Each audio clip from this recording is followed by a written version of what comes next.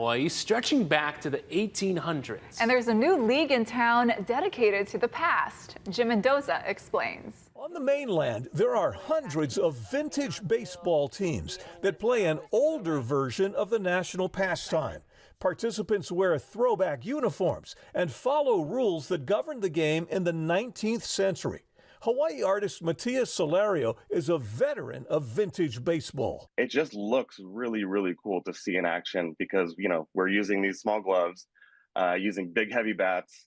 We're in the full 1886 uniforms, the pillbox caps, and it's just fun to watch. When he lived in San Francisco, Solario played the retro version of baseball for 6 years. Now he's bringing it here. He co-founded the Aloha Vintage Baseball Association that seeks to honor the island's place in baseball's history. There are so many stories that are integral to the foundation of the beginnings of the game of baseball that are told through Hawaii that nobody really knows about. Alexander Cartwright introduced the game to Hawaii in the early 1850s.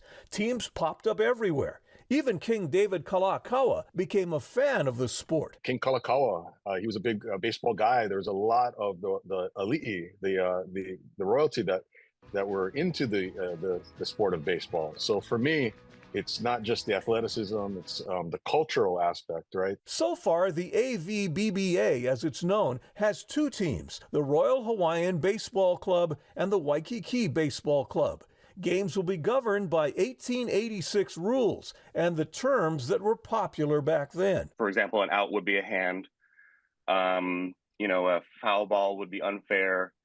A run is an ace. The league has a cultural expert who's translating those terms into Hawaiian. The inaugural season kicks off in November with a Kalakaua Baseball Jubilee at Cartwright Field.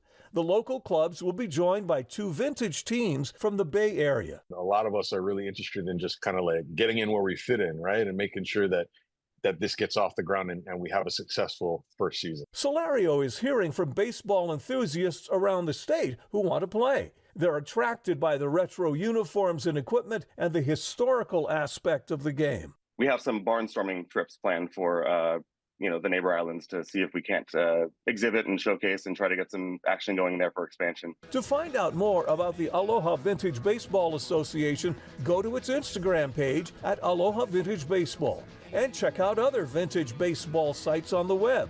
You'll see why it's a big hit. I'm Jim Mendoza for Hawaii News Now.